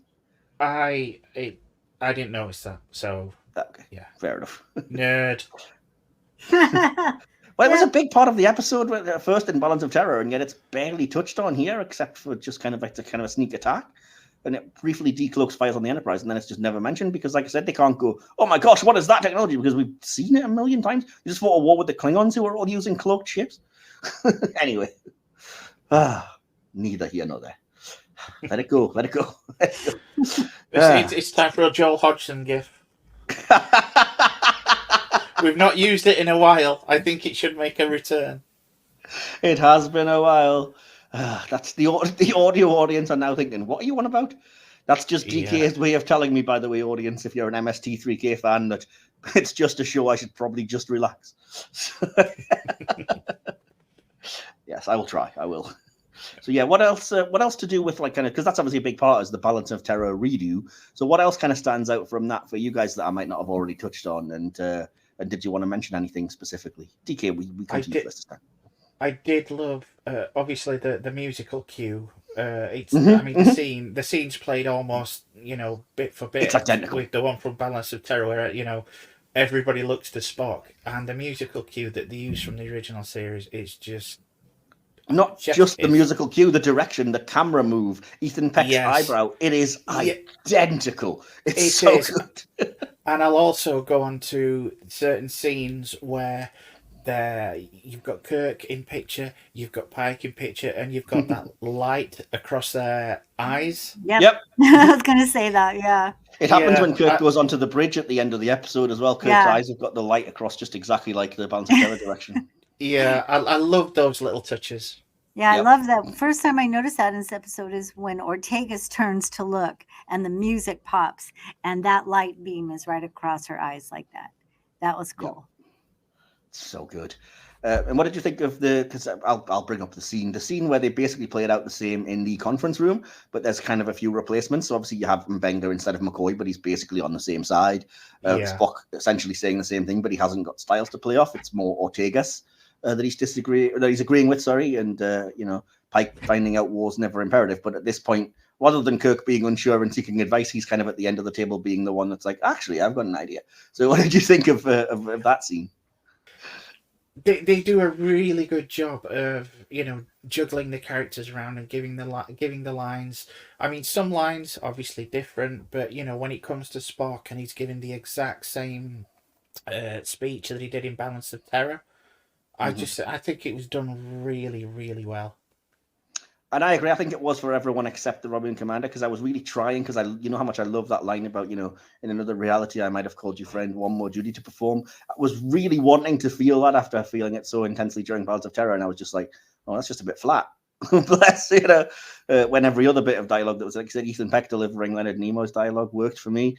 Ortegas as a kind of proto-styles, not the same dialogue, but being on that kind of, we should attack, you've got to do this kind of thing. Yeah. And even Mbenga in the McCoy role of war is never imperative, I was really impressed with, But yeah. I'm wondering if, with regards to the Romulan commander, I'm wondering if it was a conscious decision to make him a little less stoic to Mark Leonard, to try and bring him more in line, to have that character there, but to try and bring him more in line with how the Romulans have developed as a culture in the rest of the franchise, if that makes any sense. It's possible, but I just think, like I said, if that's the case, then the people who are behind Trek aren't realizing that the Balance of Terror characterization is superior, basically. Yeah. I think we can pretty much all agree. We kind of did last week already say this is the best the Romulans have been. It's the most interesting, the most that we can empathize with them, the most, actually deep and not just subterfuge and sneak and plot and whatever else. So yeah, I mean, I don't know.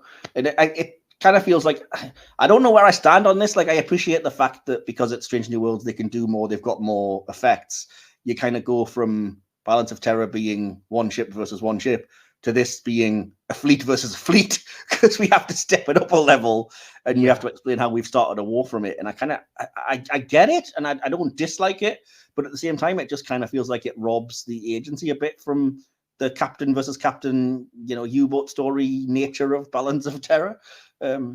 But it gives Captain Kirk a chance to shine, and he's great. So that's cool. It's kind of a sequel, so they have to kick it up a notch. They've got to keep people interested, especially as old timers, as it were, when it comes to Trek. I'm just glad that they didn't, pull a Picard season 1 and every single ship that turned up was the same.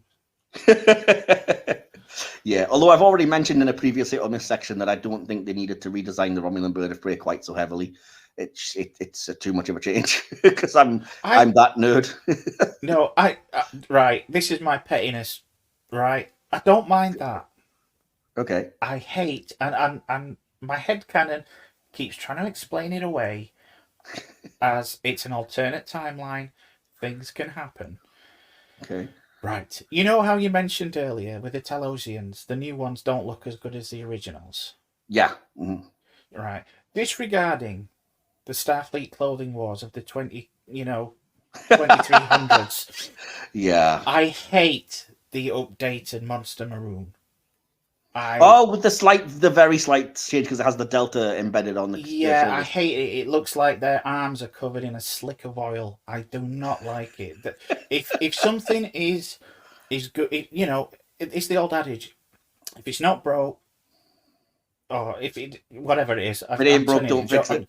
Yeah, I'm turning it into George W. Bush now. But it's honestly, it was perfect the way it was. There is this need to update everything, and you can you can update the bridge. Budgets are different, but when it comes to the Monster Maroons, especially when they've been used, I mean, all right, even Voyager's quite a ways back now. Yeah, but when it's been used so effectively in later series. You don't need to mess with it. It's a classic style and it's classic for a reason. The original costumes from the TOS era, fine. I can understand why they need updating. But the Monster Maroon, that to me just seemed a little... Let's tweak it just because we can. And I think it just made it look less of what it is just to tie it into the new look TOS costumes. And again, it's just me being petty. I realise this. I don't want to be that guy, DK, but if you're bothered by that, but you're fine with the Strange New Worlds version of the TOS uniforms, then that's a bit of a double standard. I don't think it is. I can get on board with that. Because it's from the 60s. They're wanting to make it look. You can't have Anson Mount with a bit of a belly, because he's got tight lycra on. But I'm not talking about that. I mean, like, they feel the need to have flipping branding on everything. So everything has to have the Starfleet Delta. If you look at the uniforms, there's every bit of stitching is a flipping Starfleet Delta as you get down to it. And it's just... No, but I blame freaking J.J. Abrams for this, because I think they took a cue from the ones in the movie. So, but I can kind of just get with that because let's be fair, they did kind of need updating. I'm fine with the material being updating. I just, like I said, the only thing they really did to the Monster Maroon was add that delta, and at the very least, it keeps it to a small area, so it's the least. Like I'm fine with that change compared to the change of the actual, the bridge uniforms of TOS, because they are radically different. Whereas the Monster Maroon just has bits added to the shoulder, and I can kind of headcanon it as: did we see a rear admiral in that uniform? It's a high rank. Maybe that's It's not just the shoulders, it's the arms. It looks like they've been kind of rummaging in some kind of death trap involved in Indiana Jones, and they're covered in gunk. I just don't like it. It's just, as I say, it's a petty little thing. Well, they barely ever pull this one out of the closet. This is the dress time travel uniform. Yeah, that's the one that lets you handle Klingon time crystals, apparently. But yeah, no, I mean, you aren't the only one to complain, but I'm not going to spend much longer on this because it's such a silly thing to spend a long time on. But I don't hugely notice it because there's so much of it is the Monster Maroon that we know that I'm sort of fine with it. I can't say I notice the arms especially, but I don't have the connection to that uniform that you clearly do, and I'm still bitter about changing the TOS uniforms. Well, I think it's because of what we are personally attached to, whereas I didn't find a problem with the bird of prey, and you were just like, no, that's too much. It's what we pay particular attention to, and that the Monster Maroon is kind of my favourite uniform in the entire franchise, apart from when they start having collars. That just looks stupid. But yeah. Yeah, without the little undershirt when they start using that for like the Enterprise C or Jack Crusher. Yeah. Without the little sweater thing underneath, it just looks ridiculous. It does. You just think that thing must be chafing like a bitch. Yeah. It's like putting a jacket on over just a bare chest. Yeah. It's silly. Yeah. It didn't look, Anyway, how do you feel about the idea of, because this is quite a big thing and it's a unique thing that they do, tying in Pike's fate and his relationship with Spock to the events of Balance of Terror, which seems like an unrelated episode. I really love the way they did that. I think it was very clever. Would you guys say the same? Yeah, the writers. Yeah, the writers when they're sticky notes. Yeah, let's put this in. We can put this in, and this will work here. That I thought it was great. I loved that. I mean, I remember when I rewatched it, I kind of had like a moment. Whoa, they're doing this right now, and the same happens at the very end when they bring in Una, and her thing. Like I was like, wow, they're putting so much into this. It's like I didn't care for that. I just felt like that was a cheap kind of we need to end on a cliffhanger moment. Yeah. The one thing in the episode, I'm like, oh dear, oh well. I know, and Chris is like, oh please, did I really already come back to the real time? Is this really happening? Where's that time crystal? Damn it! I'll forgive it because the episode that it gives us, the second episode of series 2, is the best episode of the last 30 years. It is. That's right. Exactly. But no, it just seemed unnecessary. It was like we need to end the season on a cliffhanger, and this isn't good enough of just Pike being happy with his fate, which would have been fine.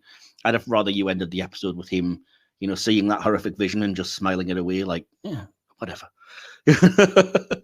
Or even that log where he's like, we all want to believe that we have an important future. Not a log, it's actually his future self tells him we all want to think we're going to be important, and you are, but not in the way you think.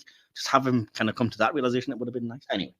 Neither here nor there. But yeah, it was brutal the way it showed you how Spock was completely effed up, by the way, in sickbay, like missing a leg and completely screwed, and Chapel naturally being devastated. And like, even if he survives, he's not going to be the same. It's like, oof, that hits me like a gut punch. Maybe really, again, just because I love Spock. But exactly. It was hard to see that. It's like some sort of alternate, like Darth Vader kind of thing. Like you see somebody and they're just so messed up. And at that moment, they can never be the same. Yeah. In terms of making changes, though, I have to commend them for one thing. Yes, it makes a lot more sense for Spock to be in that little tube thing in engineering to fix things than underneath his console on the bridge as he was in Balance of Terror, which never made any sense to me. Like, how are you fixing the phasers from the bridge? What's that going to do with anything? Because he has to make that sound. He has to make the beep. And then everybody is suspicious. Through the vacuum of space, sound has traveled for the first time ever. Oh, jeez. But no, I appreciate that he did engineering, and I like the kind of, again, the homage to the original series when he's up in that tube and it's the same camera angle. And how cool was it that we heard a Scottish voice from the engineer without explicitly saying it? So good. Yeah, I stood up and pointed at the screen, and I'm like, Scotty! It is just a voice actor, by the way. It's not the same guy that would later go on to appear as Scotty at the end of season 2. Spoiler alert. But yeah. But that seemed like a two Easter egg in one. Not only was he speaking the Scottish accent, but he was delivering a line worthy of McCoy. It was a McCoy line, yeah, it wasn't it? It was like, I'm an engineer, not a something or other. I thought I wish I'd written it down, yeah. Cool. So yeah, I mean, I've kind of touched on everything that I have under writing. So do you guys have anything, or shall we? I've just got to say, I loved the fact, because I was dreading that they were going to run through the entire series with Pike trying to find some way of escaping his fate. And I like that this episode drew a line under it and said, no, we've got more stories to tell than this. We're going to finish it now. Go for it. Yeah. And I do like that. And then at the end, because I'd forgotten that little exchange between him and his alternate self. And I just thought, well, what's to stop Pike at this point, replaying events differently? But, then he threw in that line. This is, no matter what you do, I've tried it, yeah. By the farm. So yeah, I do like that they put a full stop at the end of that. Yeah. And you know that I'm a sucker for any time they do something that enhances a storyline that we know from the original series onward. It's one of the reasons I love the Discovery episode Lethe, when it shows you why Sarek is so bitter about Spock not going to the Science Academy because he'd refused Burnham going there. And so it adds to that. So what I love here is that, as I've already mentioned, Spock finding out more or less without explicitly telling him about, like, my fate is to spare you. And again, when you watch the menagerie now with that knowledge, Spock doing what at the time seems a little bit like, hang on, this is a bit extreme for your captain. Why are you so close? Now it just adds such an extra layer to that of like, oh, I get it. This is your fault. So you're gonna do everything to help him. And I do like that they didn't spoon feed. They didn't outright tell Spock. It's Spock, so he knows. He knows anyway. I love that they didn't double down and just. Because in another world they would have had him like mind meld with him, or like, now I can see the alter. Which I'm glad they didn't do, because like I said, Spock's intelligent enough to work crap out for himself. I love that the story, how they had the conversations between the two Pikes, and accepting of the fate. I love how they did that. I think that took a lot of guts to, like you said, Mike, draw the line. Absolutely, yeah. Well, that was DK, but yeah, yeah, I'm the same, because a lot of people during the first season, as it was airing week to week, were like, "Oh, I bet Strange New Worlds is going to be about Pike escaping that fate, and that's how it's going to show us it's an alternate timeline, and we'll undo that." And I'm like, I really hope it isn't. Mm-hmm. And then, as you said, the fact that the first season's kind of about him coming to terms with that, so that you beautifully end it with the original series, basically. Yeah. But no, I'm kind of related to that, and it is writing, but it feeds into the next section of the acting. A big important part of this episode, and it was a surprise at the time, which I was kind of not expecting and ended up thrilled by, was the presence of Kirk and of Captain Kirk from the alternate future. So what do you think of the role that this Kirk plays and the characterization that's given by Paul Wesley as captain of the Farragut still at this point? Which, by the way, nice reference, because he was a first officer on the Farragut back in TOS. I saw what you did there. Go ahead, DK.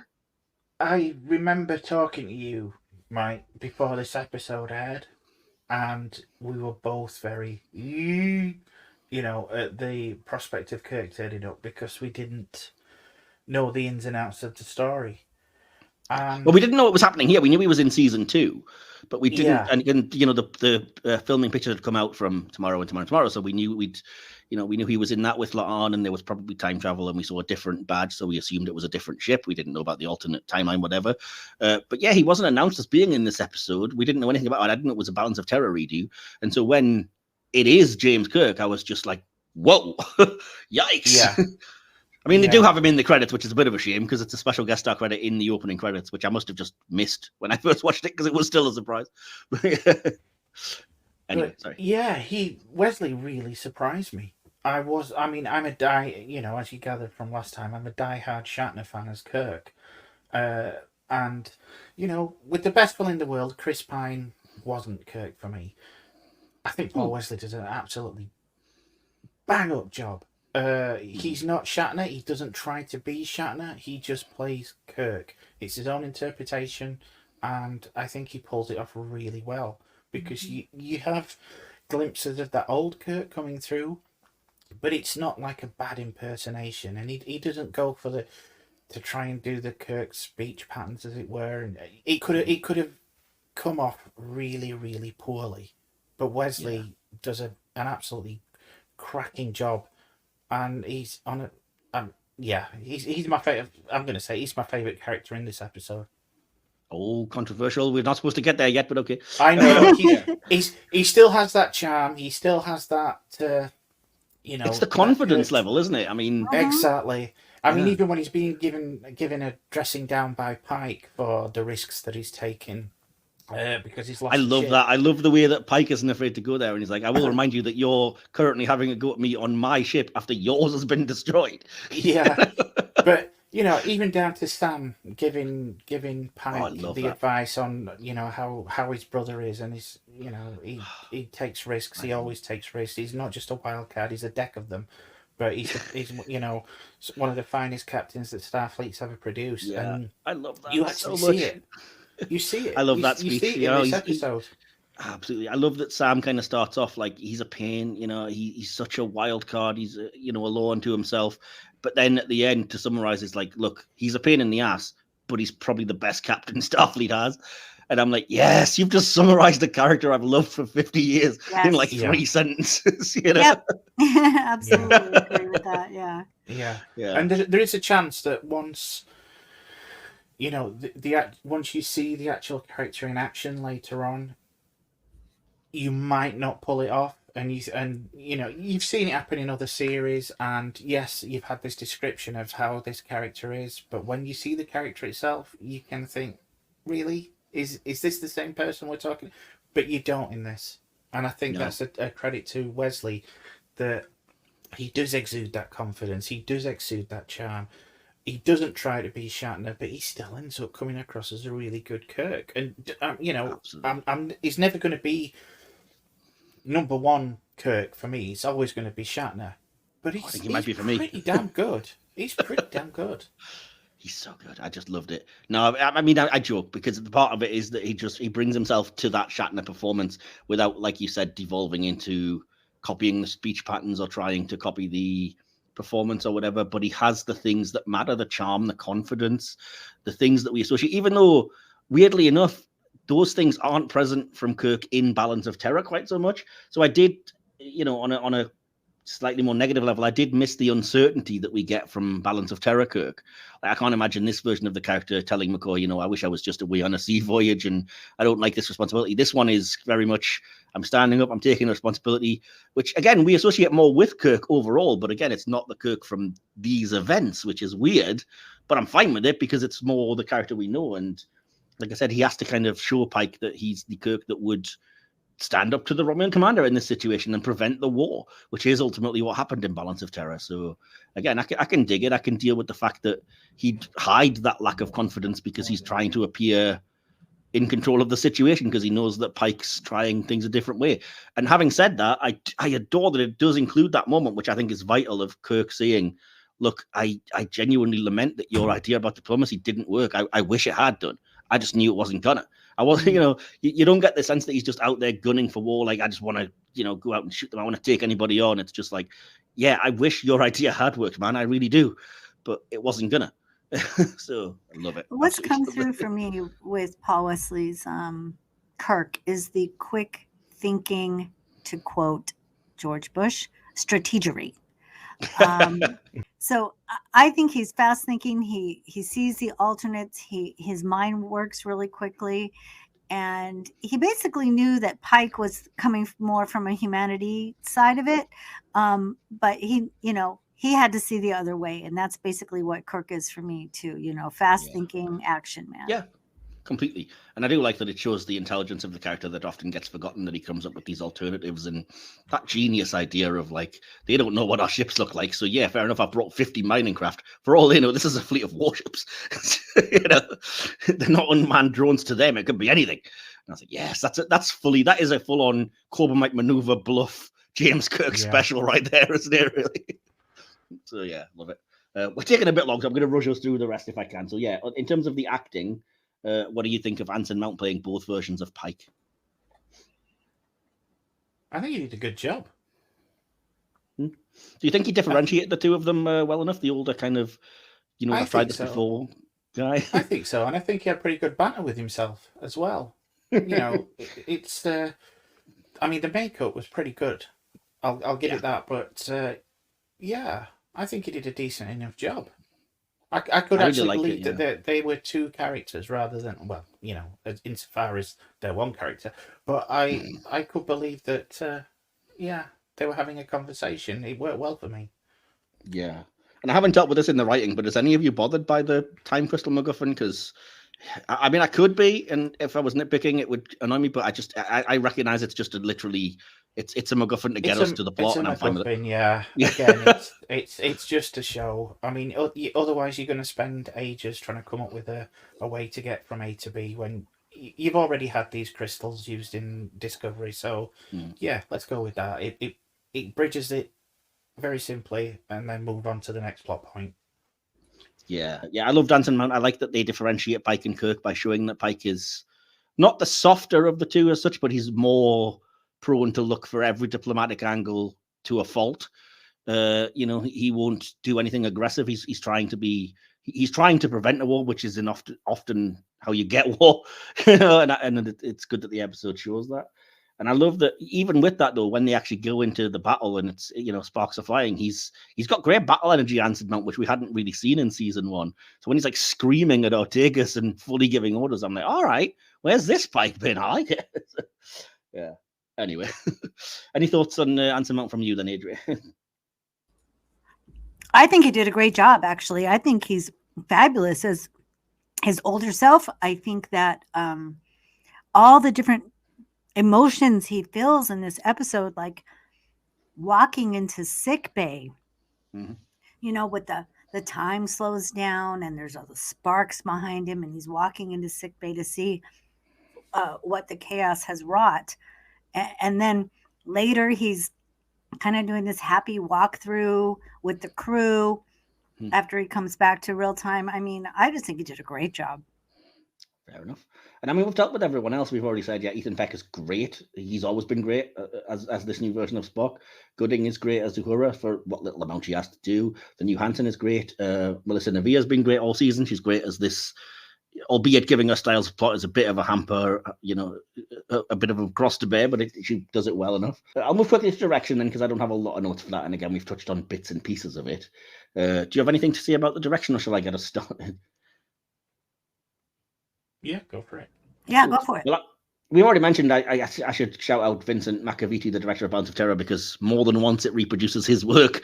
We mentioned the sort of the beams of light across the eyes, the exact copy of the Romulan reveal and the crash zoom on Spock with an eyebrow raised, the way that people are framed through the kind of conference table, albeit at a different angle and stuff. And yeah, I think the director of this does a fantastic job of capturing the feel of that whilst using the new sets and ideas and stuff. Don't love his work on the Romulan ship, but I think that's more the set design than the director, because I think I miss it being that kind of cramped thing from Balance of Terror. I know it was probably, budget restraint, but I think that worked for me in Balance of Terror to make it look like a cramped area, whereas here it's just too big and too generic and too it's not great for me. But yeah. Anything from you guys about that? No, I agree with you on that one. Yeah, I agree too. I love it. About that shot of the Farragut getting blown up. Yeah, that is amazing. I mean, I'm so sad, good. But it's incredible. I mean, it looks so real. Again, being a huge ship nerd, I like that the Farragut appeared and it was actually a different ship. Especially again after the week before they'd been like, this is the Sombra class. It's identical to the Constitution class. Shut up. Come on, man. Get over it. Yeah. So yeah, I loved seeing the Farragut and it being a different thing, and it's similar to the Miranda class, which I love as well. So, but yeah, the scene of its destruction was amazing. Such a good effect. I like the plasma weapon effect. I think that works really well. And that's more or less everything that I've mentioned. The engineering things, a cool homage, shall we say? The fleet battle is really epic. The way they barely warp out of there before the plasma hits is really cool and tense. So the next thing then is VFX. Again, we've already mentioned I love the Enterprise and Cayuga, both Constitution class ships, but I love the way Strange New Worlds reinvented them. But that's an overall series thing. I do like the Romulan ships, although I think the Bird of Prey maybe is a bit too overdone. I still think it's good. It's just not as good as the original. Love the Farragut, like we've mentioned. The destruction scene is great. I love that we actually get to see gorgeous shots this time of the asteroid base that we never got in Balance of Terror. So I think it just gives it that extra layer of you can, visualize it more and feel flying through more visceral the debris. Yeah, completely. Yeah. And I think I mentioned this during the last episode, but to match Balance of Terror, the phasers do act more like photon torpedoes and kind of pulse rather than being one long beam, which is I appreciate that they did that, even though it doesn't really make a ton of sense. So yeah. Anything stand out from you? I really personally love the makeup in this episode. I loved how they aged Pike. I love how Spock is obviously burnt to a crisp. How they do these shots in sickbay, especially. I love that whole scene with the bride and groom. I thought it was really well done. Yeah, the way that scene's lit, by the way, the wedding at the start when Pike is initially kind of funny and he doesn't know what he's saying and stuff is very well done, very well handled. But I do love the makeup, with the exception of, like I said, I don't think we needed the Romulan ridges. I don't know why they insist on doing this, but never mind. Never liked those. Again. Never liked those. But it's me neither. Part of the franchise now, isn't it? So we'll move to the next thing then before we get any further, which is the favorite character moment and line. It's going to be a bit of an anticlimax with you, DK. So we'll come to you first. Who, pray tell, was your favorite character in this episode? Well, I know this is going to be a shock, but I think I'm going to have to go with Kirk. Well, that came from nowhere. I am startled now. That's That's fair enough. You kind of tipped your hand with that one a bit, but yeah, I can understand. Any reasons why you want to give us why? Or I think I've already gone into him. It is the Kirk that we know. It's the Kirk that we love. It's just a different aspect because he's played by a different actor. But yeah, he's fantastic. There, recognizable instantly. Cool. And what about you, Adrienne? Who's your favorite character in this? I give it to the Pikes. Oh, cool. Pike squared. Pike squared. I just think Anson Mount just did an amazing job. And there were some funny little lines he throws in, that thing about Sir Naze-a-Lot. That was very funny. That line. It's hard when your tragic backstory begins with a silly name. Yeah, I liked that there was a little humor, and also like Kirk comes in when they're actually both Pikes are there, but then the one Pike disappears and he says, oh, I was just talking to myself, I think those little moments are important, and I give it to Anson Mount for sure. Cool. Weirdly enough, I've literally got written down the Pikes come very close, but I also went with Kirk just because it would have been so easy to go wrong, and Wesley's performance just hits the ground running and he nails it. He's fully believable as this character that's so well known and established. And I've gushed over him plenty over the last since he first appeared, and I think he's fantastic casting, and I'm happy to keep saying him, even though a lot of people are like, don't include Kirk. It's not necessary. I'm like, yeah, bring him back. I don't care. So, yeah.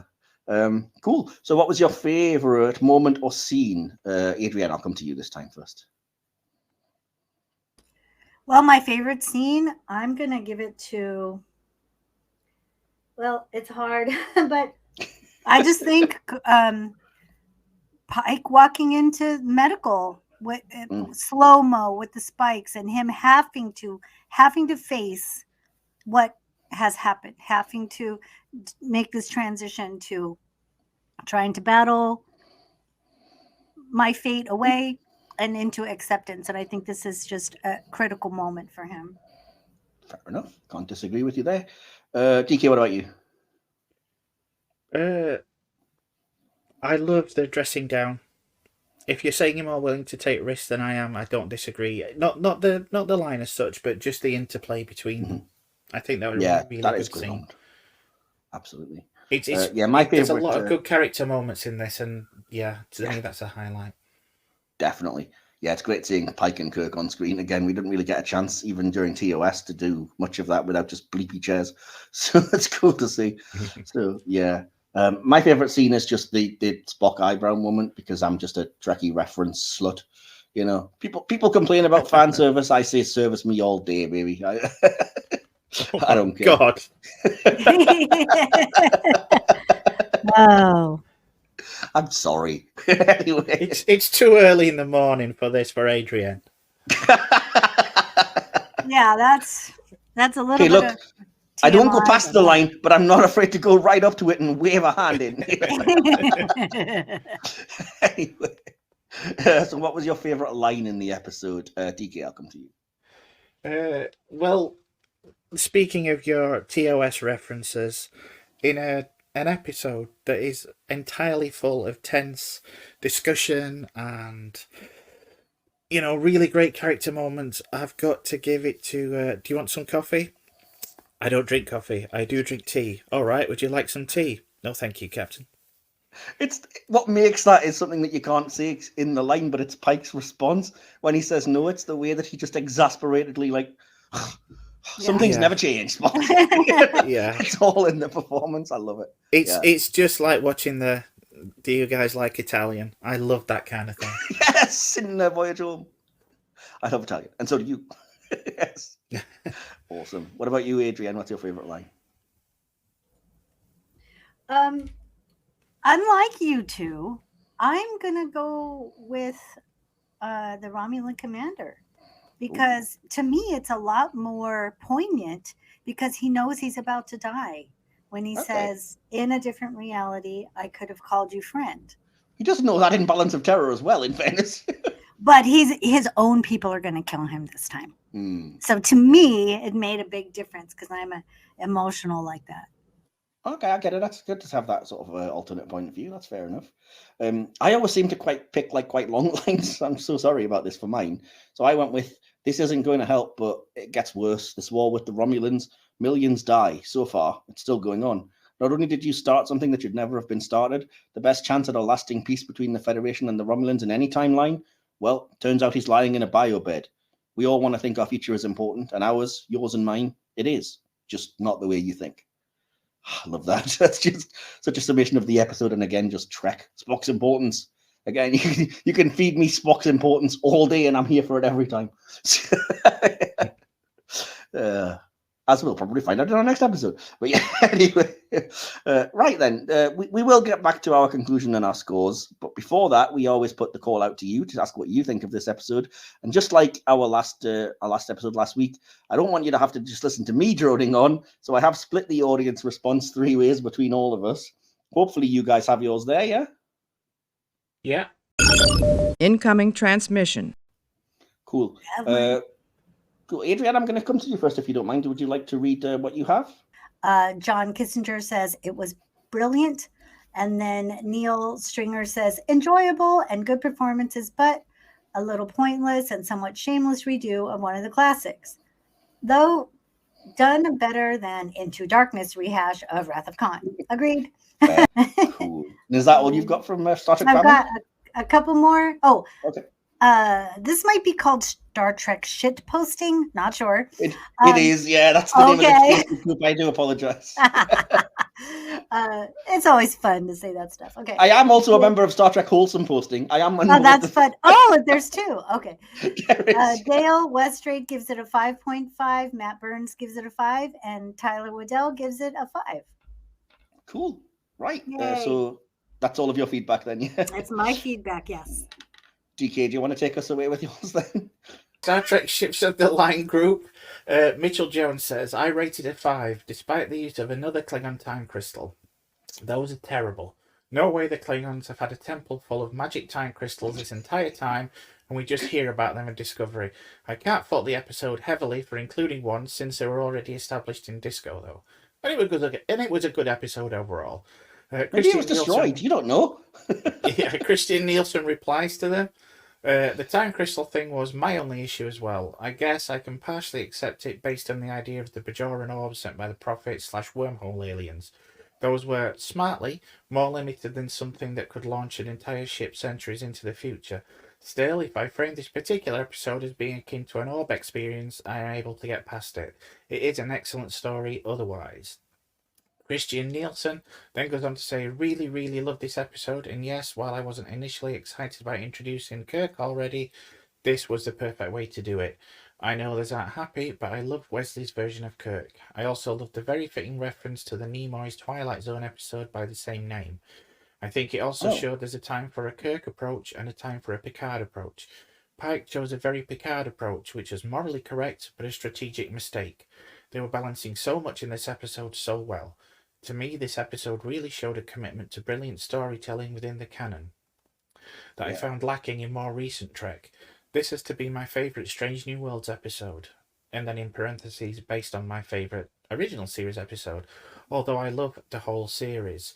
Robert Rauscher says, an amazing episode, seeing Pike in the red uniform, discussing with his younger self why he can't escape his destiny. Just brilliant writing and acting. Haven't had that much fun with Star Trek since the TNG DS9 era back in the 90s. Alex Doorstop, is that a real name? I have no idea. I hope so. It is, but because that is phenomenal. Easy 5 stars, was a fantastic episode and a great homage to the original series. Mike Giacola gives it 5. Robert Fitzgerald says at least a 4. Matthew Burke says a fantastic homage and what-if scenario that really highlighted the strengths and weaknesses of both Pike and Kirk in positive ways. And Dan White says, he thought it was a masterpiece of an episode, while Stephen James Lewis says it was a brilliant what-if Pike didn't go into the beeping chair retelling of Balance of Terror. Pi Hutton says, I give it 5. It was a great retelling and feels exactly what Pike would do. Brian Whitmore says, a balance of delight, lol. 5 stars out of 5. Dan T says, a great ending to a great season. Easily the best first season for a Trek show since the original series. Tim Whiteley says 6 out of 5. So I'm guessing he likes it. Nathaniel Whedon says, Balance of Terror was better. And Heiko WH says, great episode. And that's all the feedback I have. Cool. Well, I only have a couple of things. From Trek Twitter refugees, Nick DeWitt says, I would again give this a 5 out of 5. I get why some may quibble about it being something of a remake, but it does something different in reality. It takes the world we know from Balance of Terror and shows us the same events, but with different precursors. It's kind of like the old film favourite, It's a Wonderful Life. Pike knows what the future holds for him, but what if he changes course? In both the old film and the episode, staying the course is the right answer, but for different reasons. In both, the main character sees a world potentially far worse off if they change things, but Pike staying the course requires a tremendous personal sacrifice. It shows the depth of his character that he willingly chooses sacrificing his own well-being to save others. Thank you. I agree with that. That's how I would counteract the guy that said Pike looked weak, by the way. It wasn't a remake of the TOS episode. It was an echo of it and done in a way that was haunting to anyone who has some fear of the future and of what will become of them and those they love as a result of their choices. It plays on that very human trepidation of, is this the right decision? Am I on the right path? And takes Pike and the viewer through just such a question. And I also heard from Justin Daniels on my Facebook page personally, who sent me a university dissertation about this episode, but I broke it down to a couple of sentences. Sorry, Justin, I couldn't read the whole thing out. Again, when you're on to review the Voyager episode, I have the needle. I look forward to just sitting back and letting you talk for 2 hours, because I have no doubt you can't.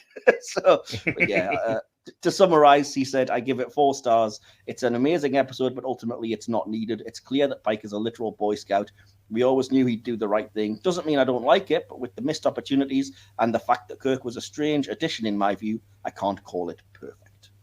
So, yeah, that's... I thought the episode would be a bit more divisive, being one of the newer Treks, actually, so I was quite surprised at how popular it was. But I think mainly, pretty much all positive. Nobody really hated it. So, yeah, cool. Right, then we'll finish up with, as usual, our own conclusion and our score out of 5 Starfleet Deltas. Spock, analysis. Who wants to go first? I'll throw it open this time. I'll let Adrienne go first. Oh, I'll let you go ahead, DK. No, Ooh. I insist. I give it a 4.9. I think it's wonderful. I just love it a lot, but I'm just going to give the original. I can't rank it up there with the original because it's not, I just can't. So 4.9. Fair enough. DK, do you want to go or do you want me to go? I'll go. Cool. Always let you finish. Then, you can give the last essay. A Quality of Mercy serves up not only a semi-remake, giving some classic touches a new breath of life, and simultaneously bringing the greatness of Balance of Terror to modern audiences, but it still has time to deliver a good story in its own right, filled with stakes, tension, and some great character moments, as well as plenty of fan service. But wait, there's more! It's also a time travel episode too. A very good way to end the first season of Strange New Worlds, and put to rest the plotline of Pike attempting to escape his fate, while hinting at an Enterprise without him. Mount is, as usual, great, and is backed up by Peck giving fantastic performance as Spock, and Wesley bringing us a new actor to Kirk. He may not be my Kirk, but damn if he doesn't make an impression.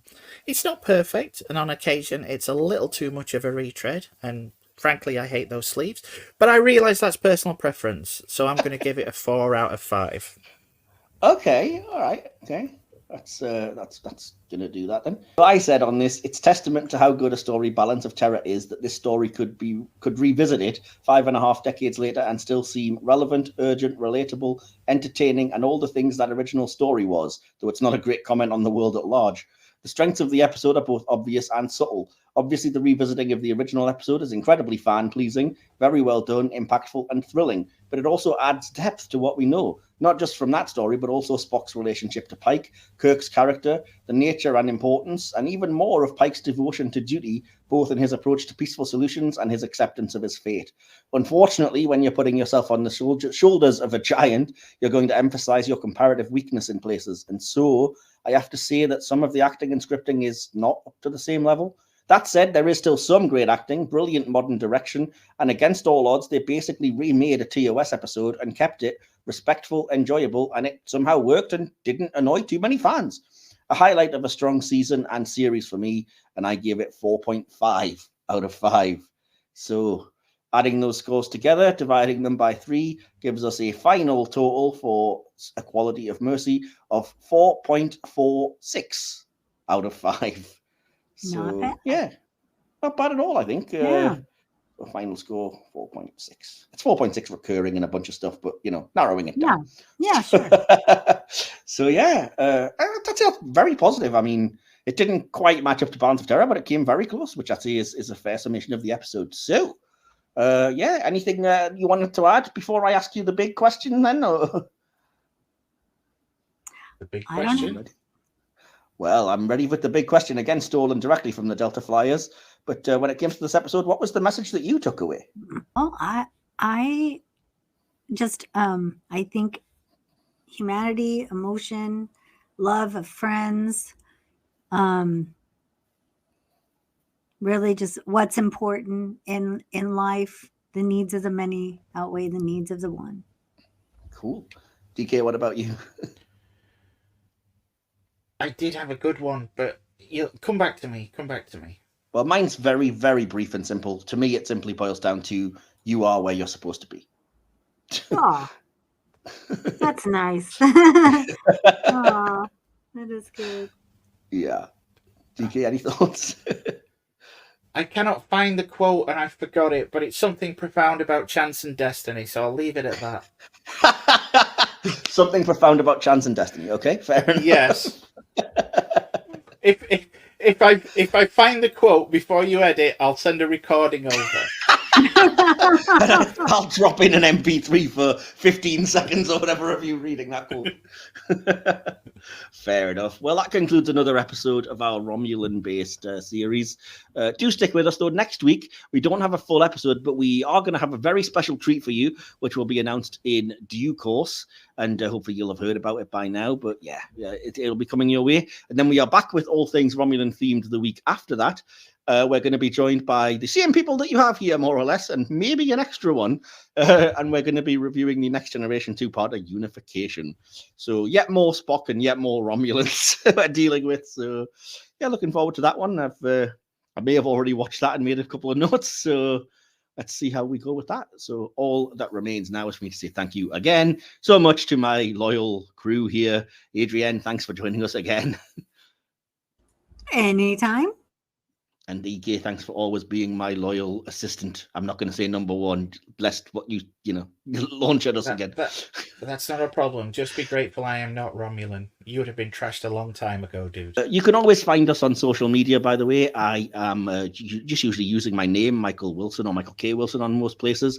You can find the podcast. We are at Trek Screen Pods on the artist formerly known as Twitter.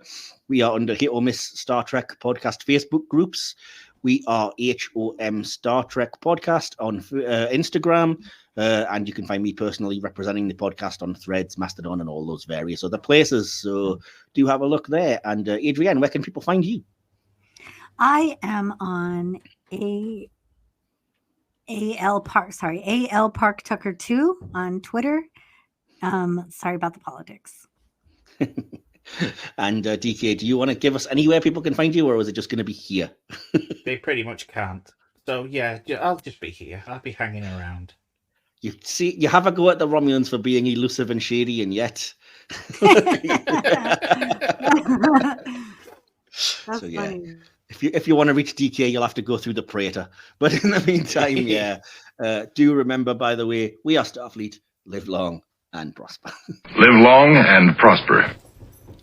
You have been listening to the Hit or Miss Star Trek podcast, hosted by Michael Wilson and DK. Produced and edited by Mike Wilson. Additional material by DK.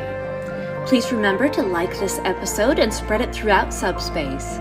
Subscribe to the Hit or Miss YouTube channel and follow us online. Links to all of our social media pages can be found via the link tree listed in the episode's description. For any queries or to apply to be a guest on the show, you can also email homstartrek@gmail.com. This podcast is part of the Mike's Podcasts Network. You can listen to this and our sister podcasts on all good podcast providers by searching for Mike's Podcasts. Hit or Miss Podcast was based on an idea by Michael Wilson and Will Templer. Thank you for joining us. We hope you'll be back, but for now, hailing frequencies closed. I'm gonna warp out of here at once, maximum speed.